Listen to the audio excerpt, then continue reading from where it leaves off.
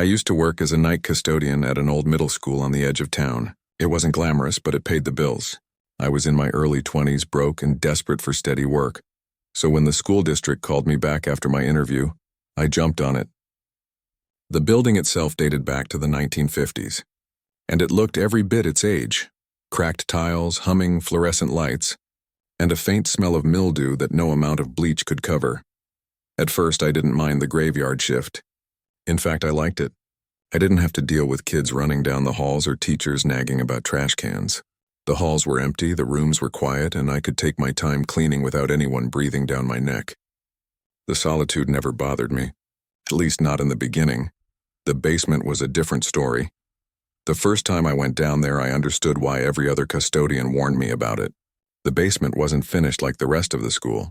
It was a maze of concrete halls, low ceilings crisscrossed with pipes, and storage rooms stuffed with broken desks and out-of-date textbooks.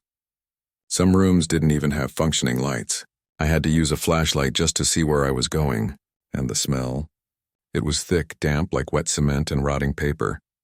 One of the older custodians told me, half joking, "If you value your sanity, don't go down there unless you absolutely have to."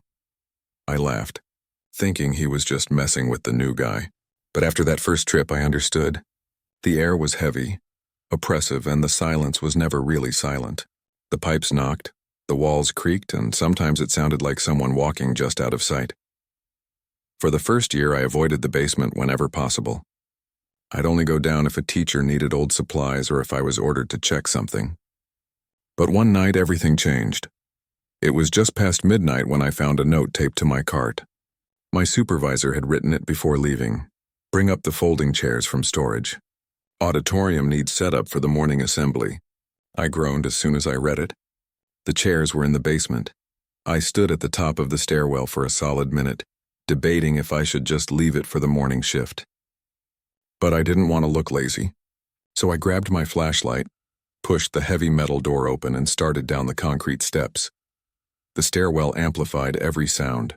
My boots echoed too loudly, and the air grew colder the deeper I went. At the bottom, I flipped the switch, but only a few of the overhead lights flickered to life. Most of the hallway was swallowed in darkness. The chair room was the second door on the left. I stepped inside, shined my light around, and saw the familiar stacks of folding chairs leaning against the wall. Dust clung to them, and the air smelled like rust and wood polish. I picked up as many as I could carry, turned back toward the hallway, and froze. Somewhere down the corridor, I heard it. A slow, dragging shuffle, like the sound of someone sliding their shoe across the floor. My first thought was pipes, or maybe I'd bumped something. But my gut clenched. The sound had rhythm. It had weight. I stepped into the hall, flashlight trembling in my hand. The beam cut through the dark, but there was nothing there. The hallway was empty, silent. I carried the chairs back to the stairwell, my heart hammering. When I set them down, I felt it, a blast of icy air against my face. It was so cold it burned my skin. The basement didn't have windows. No vents, no air circulation at all. But this felt like standing in front of an open freezer. I told myself I was imagining things. I went back for another load. That's when I noticed the stack of chairs looked different. It sounds crazy, but I swear they had shifted while I was gone. They'd been leaning one way, and now they leaned the other. Dust had scattered across the floor like something had brushed against them. I frowned, chalked it up to fatigue, and grabbed another armful. Then came the sound again. Thump, scrape, thump. I froze in the doorway, my flashlight aimed down the hall. About 20 feet away, one of the classroom doors was cracked open. I knew I hadn't touched it. My stomach dropped. The basement was locked every night, and no one else was supposed to be there. Every instinct screamed at me to leave. But against my better judgment, I set the chairs down and crept toward the cracked door. Each step echoed too loudly. My throat was dry, and when I finally whispered, "Hello? Anyone down here?" My voice cracked like a kid going through puberty. No answer. I swallowed, pushed the door open fast, and shined the light inside. Empty. Dusty shelves lined the walls. Boxes stacked high. Cobwebs hanging from the ceiling. Nothing moved. Nothing breathed. But as I turned to leave, I heard it again, dragging footsteps. Behind me. I spun, flashlight slicing through the dark, but the hallway was empty. Just gray concrete and shadows. That's when I felt it. The pressure. You know that heavy, suffocating weight you get when someone is standing just behind you? That prickling sensation crawling up your skin, telling you you're being watched? That's what I felt. My scalp tightened and my chest went cold. I backed toward the stairwell, never taking my eyes off the dark hallway. My hands shook so badly I almost dropped the flashlight. When I reached the stairs, I grabbed the chairs and bolted up 2 steps at a time. I didn't stop until I was back in the main hallway upstairs, gasping for air like I'd run a marathon.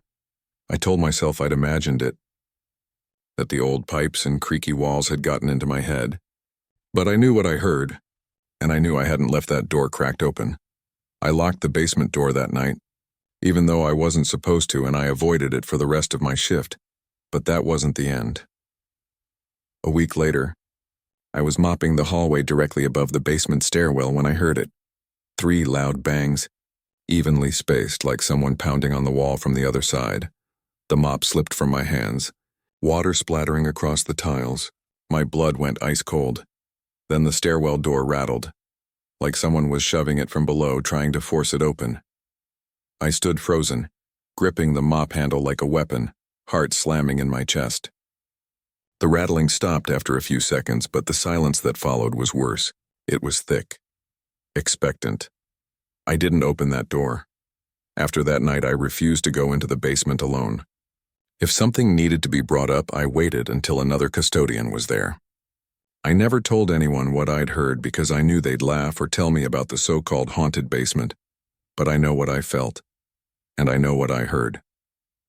To this day, whenever I think about those dragging footsteps behind me, I feel sick to my stomach because the truth is, I wasn't alone down there, and whatever it was, it didn't want me to leave. I've worked in a lot of places as a custodian. Schools, hospitals, even a call center. But nothing has stuck with me like my time at the old municipal library downtown. It's not there anymore. They demolished it about 5 years back. Good riddance. If you ask me, that building was cursed long before the wrecking ball hit it. I got the night shift there, which ran from 10 p.m. to 6 a.m. The hours were rough, but I thought it'd be easy money. A quiet building, just me and my cart. How bad could it be? The first few nights were fine. I'd sweep the aisles, wipe down tables, empty trash cans. The place had this old bookish smell, dust, glue, and something faintly metallic. I actually liked it. Peaceful. But the basement, that's where the trouble started. The library's basement wasn't for the public. It had storage rooms, staff files, and worst of all, the boiler room. The entire system was ancient, a groaning, hissing beast that never shut up. My supervisor told me to check the pressure gauges at least once per shift. Make sure the red needle wasn't going into the danger zone. Easy enough. The first time I went down there, I noticed how wrong the air felt. Heavy. Thick. It smelled like wet concrete and burnt metal. My flashlight beam shook as I walked. Not because I was scared, at least. That's what I told myself. But because the hum of the boiler made the walls vibrate under my feet. The boiler room door was a massive metal slab with a dent near the bottom, like something had rammed it. Inside, the pipes hissed and dripped. The shadows seemed too dark, and the only light came from a single flickering bulb in the ceiling. The boiler itself sat in the center like a huge rusted heart, thumping and groaning with every cycle. I checked the gauges, scribbled the numbers in my log, and got out as fast as I could. But the second night, something strange happened. I was pushing my cart past the stairwell when I thought I heard a voice coming from below. A man's voice, low and muffled, echoing up the concrete steps. I froze. Nobody was supposed to be down there after hours. I killed my cart's squeaky wheel just to listen. The voice kept going, soft, almost like chanting. I couldn't make out the words, but the tone made my skin crawl. It was rhythmic, repetitive. Against my better judgment, I went down. Each step groaned under my boots, and the air grew hotter the deeper I went, like I was walking into an oven. When I reached the basement hall, the voice stopped. Silence. The kind of silence that presses in on your eardrums until you can hear your own pulse. I stood there, gripping my flashlight like a weapon. "Hello?" I called out. My voice echoed back at me, thin and pathetic. Nothing.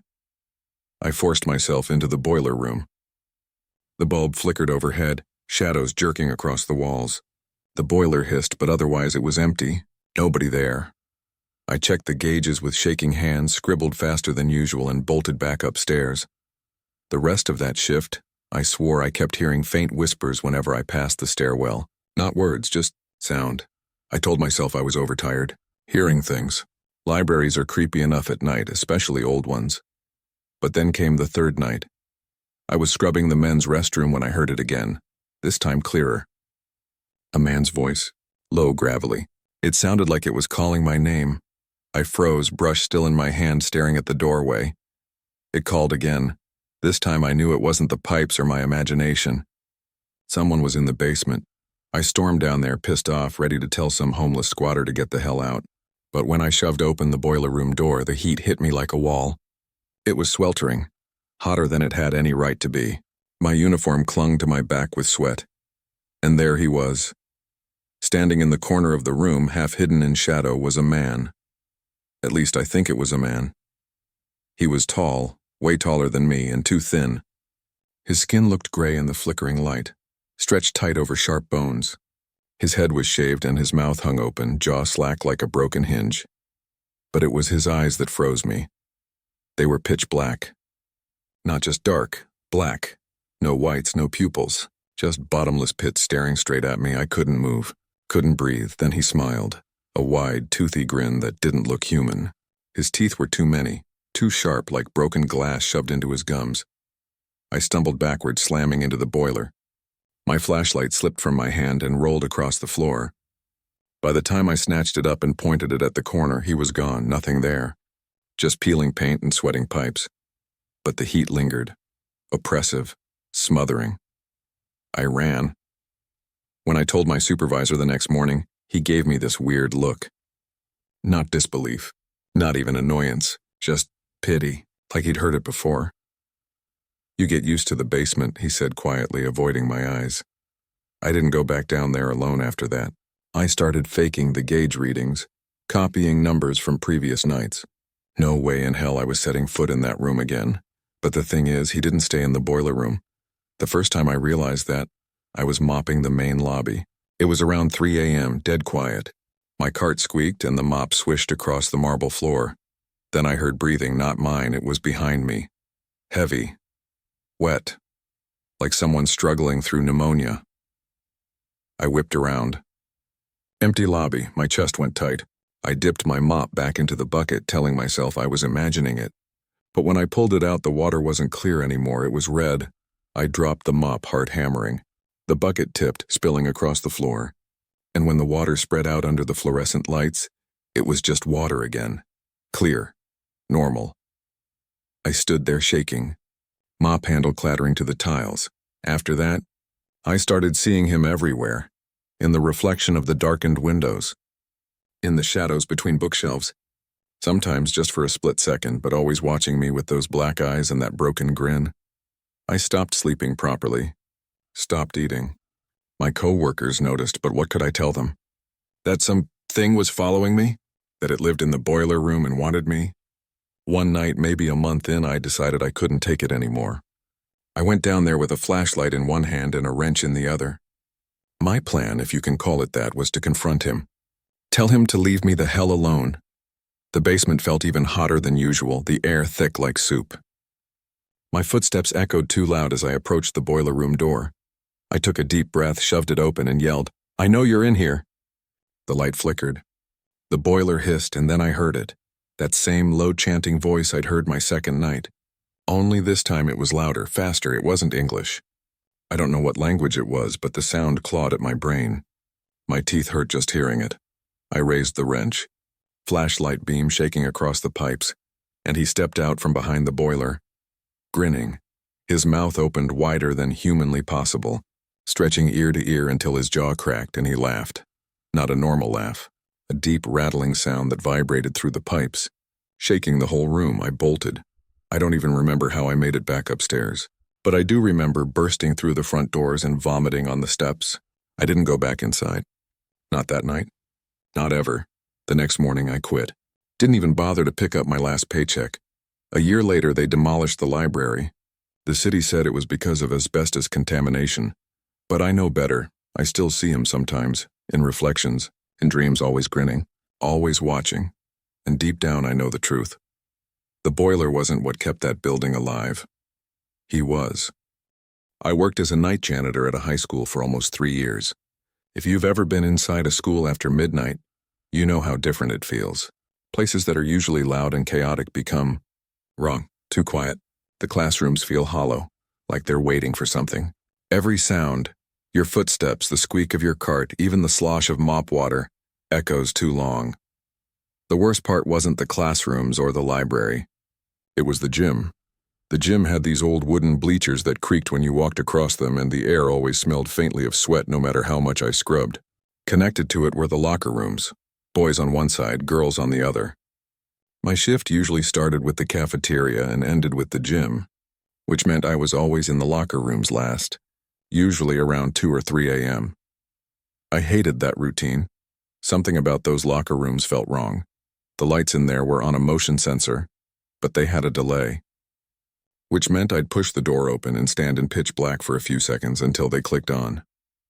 Every time I felt like something was inches away from my face in the dark, holding its breath. I told myself it was just nerves. But then came the night I learned it wasn't just in my head. I was in the boys' locker room, scrubbing mud off the tile floors near the showers.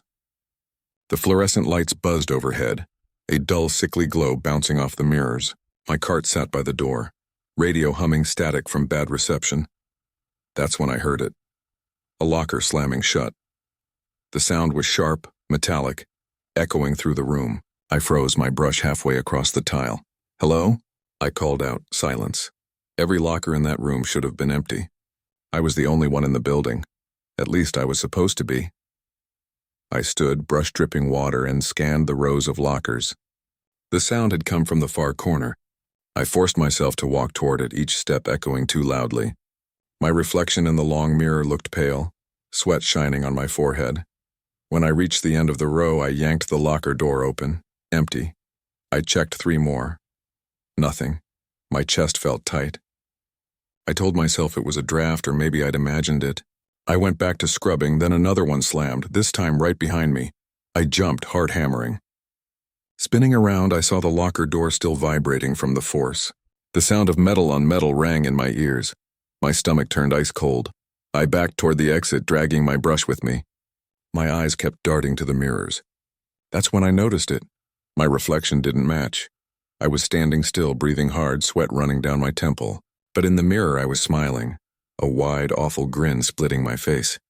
I dropped the brush. My knees went weak and I stumbled back. The other me in the mirror tilted its head, smile growing wider, showing teeth, and then the lights flickered. For a second, the room went dark. When they came back on, every single locker door was hanging open, all of them, every row, every corner. The sound of creaking metal filled the air. I bolted. I didn't even grab my cart. I sprinted through the gym, heart thundering, breath burning in my throat. I didn't stop until I was in the main hallway, the locker room door slamming shut behind me. I tried to explain it away. Maybe the electrical system was glitching. Maybe there was some weird pressure change that popped the lockers open. But the reflection, I couldn't explain that. The next night, I refused to go in there. I skipped the gym entirely. My supervisor noticed, of course. "Why didn't you clean the locker rooms?" he asked. I lied. Said I ran out of time. He just nodded and told me to make sure I got it done next shift. So the following night, I went back. I was terrified, but I told myself it had to have been stress, exhaustion, something logical. I couldn't risk losing the job. I started with the girls' locker room this time. I took my time scrubbing every tile, checking every corner. Nothing happened. I almost convinced myself I'd imagined it. Then I stepped into the boys' locker room. The second the door opened, the lights flickered on by themselves. Too fast. They were supposed to have a delay, and every locker door was already standing wide open. I froze in the doorway, bile rising in my throat. The air smelled different, like damp earth, like something rotting. I took one step inside, just one, and the door slammed shut behind me. The lights buzzed overhead, harsh and glaring. I gripped my mop handle so tight my knuckles went white. Then I heard it. Breathing. Not mine. It came from the showers, low and ragged, like someone trying not to cough. I forced myself to turn toward the sound. My heart felt like it was going to burst out of my chest. The curtain at the end of the row was moving. Just slightly, like someone was standing behind it. I lifted the mop, inching forward. Each step echoed. My legs shook so badly I thought they might give out. When I finally reached the curtain, I grabbed it with one hand, mop raised in the other. I yanked it open. Empty. But the smell hit me full force then. Rot. Wet dog. Old blood. My stomach lurched, I stumbled back, and that's when I saw the mirrors again. Every reflection was wrong. Instead of one of me, there were dozens, crowding behind me, packed shoulder to shoulder, all smiling with those two wide grins. Their mouths opened wider and wider until their faces split. The lights went out. I don't remember running. I don't even remember making it to my car. All I know is that 1 second I was in the dark, surrounded by those grinning faces, and the next I was peeling out of the parking lot at 3 a.m., shaking so badly I could barely keep my hands on the wheel. I never went back. I called in sick the next day. Then I quit. Didn't even pick up my last paycheck. 2 months later, I ran into one of the other janitors at a gas station. He looked pale, exhausted. We made small talk and then he said, "Hey, did anything weird ever happen to you in the locker rooms?" I wanted to lie, wanted to say no, but the look on his face told me he already knew. "They don't like the lights," he said quietly. "When the lights go out, that's when they move." I didn't ask him who they were. I didn't want to know. But sometimes late at night when I pass by a gym or hear lockers slam in the distance, I feel it all over again. That cold, suffocating dread, and I can still see them, smiling at me from the dark, waiting for the lights to go out.